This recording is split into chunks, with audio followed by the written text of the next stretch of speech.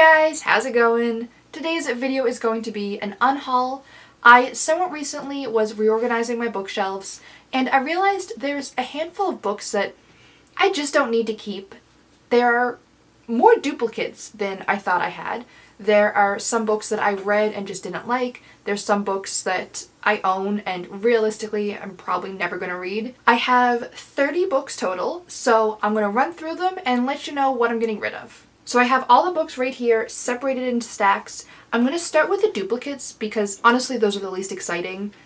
There's no big exciting reason why I'm getting rid of them. I just already own them and don't need to own 2 copies. First, I have books 2 and 3 from the Wheel of Time series by Robert Jordan. When I was reading through the series, I was kind of just picking them up at yard sales, flea markets, stuff like that. And for any books that I didn't find, I would just read my dad's old copies.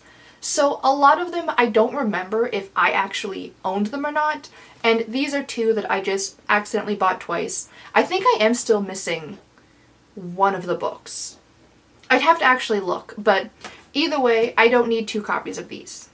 Next is Journey into Darkness by Michael, I should have looked this up, Chiappetta? If you've been on my channel a really long time and remember my mispronouncing authors' names remix thing that I did, you might recognize this book. This is basically the novelization of the backstory of the pro wrestling character Kane. Nothing to do with the real life man Glenn Jacobs who plays the character, but like his wrestling persona and the story that they made up about the character and his origins. This is a novel version of that. I actually really like it. It's cheesy, but that's pro wrestling. As somebody who is a really big wrestling fan and a book nerd, one of my friends saw this and decided to buy it for me, which was very thoughtful, but I already owned a copy. I held on to it for like 6 or 7 years because I felt like I should hold on to it because it's a gift, but I think I've held on to it long enough. I still appreciate the gift, but I just don't need to own this book twice. Next up is The Lord of the Rings, The Fellowship of the Ring. This is a copy that I bought myself after I moved out of my parents' house because I just always read like the family copies. I read Lord of the Rings for the first time when I was 4, like I never needed to own my own copy. But once I moved out, I realized that I wouldn't have them anymore. So I bought this one, but then I bought, actually you can kind of see it, right there, those white ones. That is the matching trilogy, so I just don't need this one, and honestly I don't really love this cover, so I don't need it. Then I have 2 Charles Dickens books. I have A Tale of Two Cities and David Copperfield. I'm on the fence about getting rid of this one. Both of these I've owned forever. Hi Ripley! Do you not think I should get rid of this either? I am partial to this copy. We'll think about it. I've owned these forever, and then as a gift one Christmas my brother got me a box set of, actually you can see them right there. I have a whole Charles Dickens box set that all match, which I really like. I really like this cover, but again I don't need it twice. This one, I'm on the fence about this one. I just have an attachment to this version of this cover, and I did keep 2 copies of Great Expectations. I have the one in the box set, and then I have my original, like, not original, like my original copy of Great Expectations. So I might hold on to this one, but it's so thick. Do I need 2 copies of David Copperfield? No, I'm 99% sure I am going to donate this. David Copperfield just takes up too much space to own it twice. I'll think about it. Next, there are a few more that I owned and then got a box set of, and that is some Roald Dahl books. I have The Magic Finger, George's Marvelous Medicine, SEO Trot, and The Witches. I like Roald Dahl. He was one of my favorites growing up. Nothing wrong with these copies, but as you can see there, I have much prettier ones, and they're so colorful, and I love the way they look on the shelf, so I just don't need these ones. Then I have a book that I just accidentally bought twice, and that is Light from Uncommon Stars by Rika Aoki. I actually haven't read this one yet. I read a poetry collection by this author, absolutely adored it, and then I heard that they had a full-length novel that I was really interested in, and then I added it to my wish list on Better World Books, and at one point I just needed like one more book to get free shipping, and that one was still available, so I added it, but then I completely forgot that I did that, and on my next order saw that it was still in my wish list, bought it again, and now I own it twice. I still really expect to love this book. I didn't look too much into the synopsis because something with the vibes, I just kind of wanted to go in not knowing a lot. I know that it's like a fantasy sci-fi. I think that one of our main characters is trans. Shizuka Satomi made a deal with the devil. To escape damnation, she must entice 7 other violin prodigies to trade their souls for success. She has already delivered 6. And then the 7th is a trans runaway, and they kind of hit it off. To be honest, the only reason I haven't read it yet is because I wanted to include it in a reading vlog that I kind of have loosely planned for a while. So like I said, I'm expecting to love this book, but somebody else can love this copy. And the final book in this stack is The Dragon Republic by R.F. Kuang. This is the 2nd book in the Poppy War trilogy. I pre-ordered this right before it came out, and my copy just never arrived. So then eventually they reshipped it, and then they both arrived at the same time. The main reason I've held on to this for so long is because I think that my dad would really like the Poppy War trilogy, and I was going to lend him the first book just to see if he likes it, and then if he does, then he can have this copy, and then he can just buy the 1st and 3rd book for himself. But realistically, he probably wouldn't buy his own copies anyways. He would just keep borrowing my books. As much as I love this series, I just don't need to own 2 copies of the 2nd book. The second stack are books that I read, but I just didn't like them enough to keep them. Some of them were just only fine. Some of them I actively hated. The first one might be surprising if you saw my recent TBR video, but also that might make it not surprising at all. And that is the K-Pax trilogy by Jean Brewer. I love the first, well, okay, no, let me calm down. I really liked the first book in the trilogy. I like K-Pax a lot, but if I'm being honest with myself, I love the movie even more than I love the book. I don't like the writing style. I realize that I just don't like Jean Brewer. As an author, his writing style, as a self-insert character, and he's less important in the movie. This is all 3 books bound into one. I read the first book, liked it, mostly because I was already fond of it from the movie. Read the 2nd book, hated it.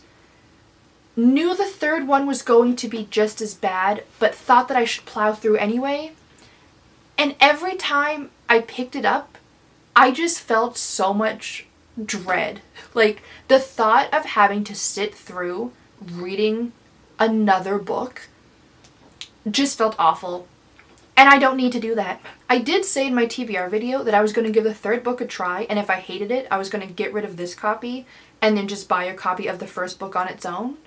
But I don't even think I'm going to do that. Like, if I someday see it at a yard sale for super cheap, maybe. But I don't need to own the 1st book either because I didn't really like it that much. I think I'm going to hold on to this just long enough to have, like, an angry ranting review because I think that would be really fun. Because I already have it tabbed up and everything. I don't want it anymore. It makes me angry when I see it on my shelf. So now it's not on my shelf. The next 2 I'm not as passionate about, but that is book 1 and 2 of the Mortal Instrument series, City of Bones and City of Ashes.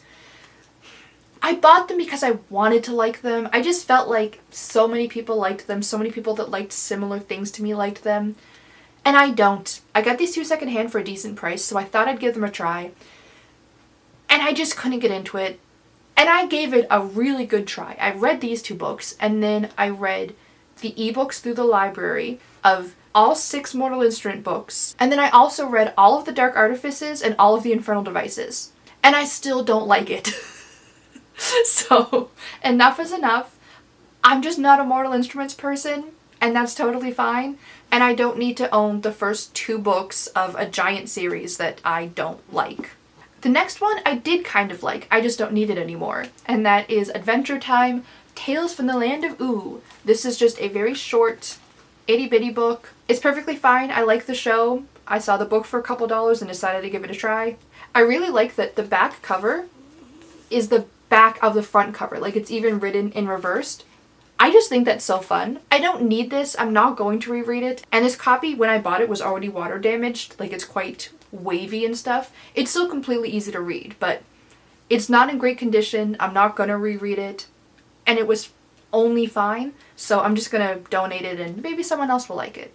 The next book I'm getting rid of is Sacred Bones by Michael Burns. It wasn't horrible, but I'm never going to reread it. It didn't really stick out. And I think there are more books like following that same character, and I'm never going to read any of them. This is a mystery set in the Vatican City. Basically, they discover something that might completely change the history of what we know of the story of Jesus and all of that stuff. There's an ancient artifact that gets stolen. There's detectives trying to track it down. We're following a couple scientists that are trying to discover when this is from, what's going on. It's okay. I don't know. It didn't do anything for me. To be completely honest, I thought I already unhauled this and have never missed it. So now I'm going to actually get rid of it. Then I have The Asylum for Wayward Victorian Girls by Emily Autumn. I hate this book. More importantly, I hate this author. Well, okay, I don't know them as a person. But the tone of this, the writing style, there's something so arrogant about it almost. Like something about their vibe really clashes with me. I don't like it. Really rubs me the wrong way. The story itself, though, it's about an asylum for wayward Victorian girls. Two young women living centuries apart, both accused of madness, communicating across time to fight a common enemy. They're doctors. That's super intriguing. Again, right up my alley. There's a lot of elements of not knowing whether the characters really are mad or if they are being falsely imprisoned here. Like, a lot of weird things, a little bit of magic. So much of this I should like, but I don't. Also, the main character is named Emily Autumn, who is a musician, just like the author.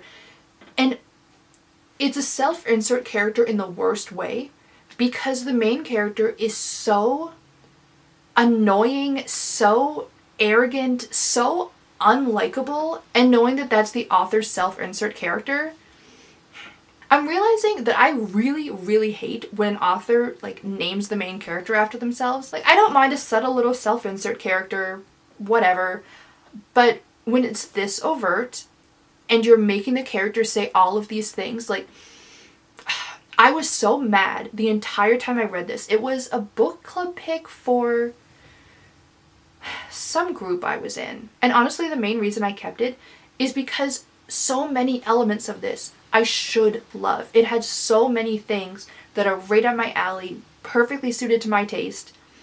And I thought that maybe I was just in a bad mood. Maybe I was just being judgmental. Maybe this is a great book and it would be my favorite if I could just get past how unlikable the author seems. But I can't. And you know what? I'm done trying. I don't like this book. I don't like this author. I don't know them as a person. You know, maybe she's great, but I'm not going to give it another try. Next, I'm unhauling a whole trilogy that I hated. That is the City Trilogy by D.B. Shan or Darren Shan, depending on which version you're looking at. Procession of the Dead, Hell's Horizon, and City of Snakes. City of the Snakes, sorry. Again, very arrogant tone, very unlikable. Honestly, it's a friggin' mess. The problem is that I really like this cover, and there are so many elements of these books that are really intriguing that I kept reading the next book because it seemed like it would be better and fix the issues that I had, and it didn't. It's about, like, a crime organization, like a crime city, and the main character moves to the city because he wants to be a gangster, and he moves in with his uncle who's, like, immediately murdered, and then he somehow gets taken under the wing of, like, the top crime overlord. And, you know, he does all these awesome things because he's super awesome, and he stumbles into this magic and all of this weird stuff. And I just don't like it. I don't like the writing. I don't think the story is very well told. There's some really cool elements, like there's a lot of, like, Incan inspiration. So many things that are very intriguing, but executed very badly. Or very badly for me. Maybe somebody else would love this. Who knows? I've already filmed a long rant about this series because I was going to do a video of, like, the 5 best and 5 worst books that I read over my 5-year hiatus, because I just, you know, that's a lot of 5s and that seems interesting. And I filmed the 5 worst, but for the 5 best, I really want to reread them, and I think I'd prefer to do it as, like, a reading vlog. I might just post that video. I would just have to do a new intro and outro. I don't know. We'll see. If I ever do make that video, I'll pin a comment or something and I'll update the description. But in the meantime, all you need to know is that this book seems super cool. It seems gritty and dark and, like, kind of twisted, but not in a good way. One of the tagline reviews here is explicit brutal fantasy. The narrative voice is engagingly cocky and the action races along. I agree to disagree. Cocky? Yes. Engagingly cocky? No. Very off-putting. Action races along? I mean, if by that you mean that we don't get enough time to explore any of the fun elements that are set up because we're so busy following this guy doing whatever the hell he's doing, then sure. Explicit and brutal fantasy? It's not that bad. It's a little gory, but whatever. Either way, not my cup of tea. I don't want to own these anymore, so I'm not gonna. I feel like I got a little bit worked up there, which really just goes to show that I really don't need to own these books anymore. And the third and final stack are books that I haven't read, but I'm probably not going to, or at least not anytime soon, and I just don't need them on my shelf. First up, I have 3 Star Trek books. I have Shockwave by Paul Ruditis, Final Frontier by Diane Carey, and Last Full Measure by Michael A. Martin and Andy Mangels? If you don't know, I'm a huge Trekkie. I have Klingon on my arm right there. If you're curious, it's Dad in Elvish and then Mom in Klingon, if you've ever wondered. I love Star Trek and I've read some of the books, but honestly, there are just so many, and most of them I don't love. Like, I do much prefer the shows. Nothing is really enticing me to read these 3 specifically. They're just 3 that I happen to own. So if I'm just in the mood to read a Star Trek novel, I can go to my local library because they have a million of them and pick one that I'm actually interested in the story itself, not just the world, the characters, etc. Next up is Bidden by Kelly Armstrong. I think that I mentioned this in an Unhaul video before, and then I read something else by Kelly Armstrong that I actually kind of liked, so I decided to keep this and give it a try, and I've never given it a try. This is a werewolf story that is apparently quite spicy, and as someone that doesn't read spicy things and doesn't enjoy romance in general, it's not for me. I picked it up because I thought it was something completely different, and I was wrong and I made a mistake, and I thought, you know what, I own it, I'll give it a try. And I have never ever been in the mood to give this particular book a try. I'll be honest, I really don't know how spicy this book actually is, and it might be perfectly fine and not, too much for me, but it says 3 different times on the back something implying it's spicy. Like, the first line is, smart, sexy, and supernatural. Meet the women of the other world. And that's a little bit intimidating to me. The very last line calls it an erotically charged thriller. And apparently the Gazette says, surely one of the sexiest, most energetic novels published in a long time. Like, don't get me wrong, I'll read spicy books, but because of all of the other elements, and I'll kind of just put up with the spiciness. Like, the spiciness is not something that I'm looking for. So the fact that this seems to be a heavy focus of this book means that it is for somebody else who is not me. Next up is Son of Neptune. This is book 2, I think? Yeah, book 2 in the Heroes of Olympus series. I've never read this series. I always intended to, but I feel like I kind of missed the boat the first time, and I've always intended to get around to it and just haven't yet. It's still on my someday list. Like, I haven't given up on it, but I don't need to own book 2 if I've never read any of the rest of the series. And also, this series is so easy to get a hold of. Like, my library has this series. If I'm curious about it, I can just read the library books. I don't need to own this one. And even if I do read them from the library, fall in love with them, and decide I want to own them, I probably want the set to match, so holding on to book 2 just doesn't make sense. I also got this secondhand for only a couple of dollars, so if I need to rebuy it someday, I'm really not bothered. Next is one that I think I'm still on the fence about, and that is Falconer in the Face of God by Ian Morson. This is a medieval Oxford mystery. This is technically the 3rd book in the series. We're following Master William Falconer, and this is his 3rd case. I don't know if you actually have to read all 3. Like, it doesn't say anywhere on it that it's part of a series, except for on the back it says read the other 2 books. But on the back it says that this is Master William Falconer's 3rd case, and another intriguing and atmospheric novel in this classic series of medieval murder mysteries. And I kind of want to give it a try, but I don't know how much of a detective the main character is, because I hate following detective characters. I've just owned this for so long, and have never ever been intrigued enough to pick it up. But every time I'm about to get rid of it, I read the synopsis again, I read the tagline, and I think, you know what, maybe I would want that. And then I still just don't read it. So maybe that's telling me that I'm actually not intrigued enough to read this book. And there are so many books that I know that I want to read. Do I really need to take up place on my shelf with one that is so far down on my priority list? You know what, actually, I am going to unhaul it, because I was just thinking to myself that I should read the first chapter, and that way I'd be able to figure out, like, if it is the vibe that I like. And the idea of reading the first chapter, I really didn't want to.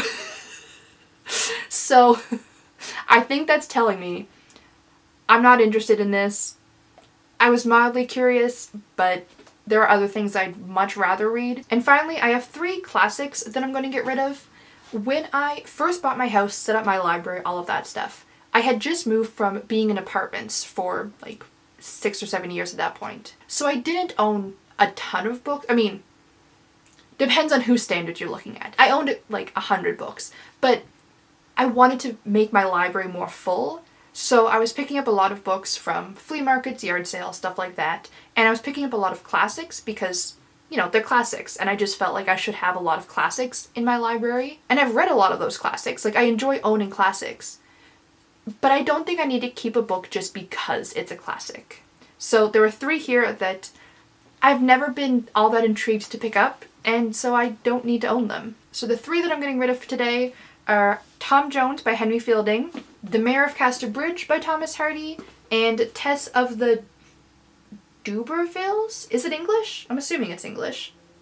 Tess of the Dubervilles by Thomas Hardy. When I bought these, I had every intention of reading them, but I just kept reading other things instead. And to be honest, I haven't even considered reading these in like 6 or 7 years. There are definitely still like elements of these that are intriguing to me.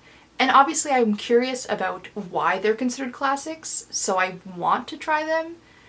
But if I haven't even been like remotely interested in adding them to a TBR in at least 7 or 8 years, why are they on my shelf? You know, especially when I can get them so easily from the library if I really want to read them. Like, I don't need them taking up space on my shelves if I have so little interest in them, so I'm gonna get rid of them. And you know what? I'm sitting here right now looking at my pile, and the idea of getting rid of that copy of David Copperfield is making me feel really sad. So I think I'm gonna hold on to it, because why not? Like, it's not like I'm out of space. If I change my mind, I can get rid of it in another unhaul, but I don't know. There's a sentimental attachment with that specific copy of that book, and I want to keep it. And I like the idea that if I ever choose to put the box set back in the box, I'll have that copy of David Copperfield too. So do I really love David Copperfield enough to own 2 copies of it? Probably not. I do like it a lot, but maybe not that much. But the idea of getting rid of either copy just makes me sad. So maybe it's silly, but I am going to keep both because I want both. And I can make that decision. So those were the 29 books that I'm going to be unhauling. Honestly, I feel better already, just having a little bit of extra space on my shelves, knowing that there are less books that I either don't want or don't like on my shelves makes me feel a little bit better. And as far as the duplicates go, just having a little bit less clutter is nice. If you've read any of these books, feel free to let me know down below if there's some that you agree with me on, disagree, if there's one that I'm getting rid of that you really think I should keep. I'm curious, but that will be it for today's video. If you guys enjoyed it, please hit the like button to let me know, and subscribe to stay updated with the rest of my videos. I post new videos once a week, usually reading or writing related.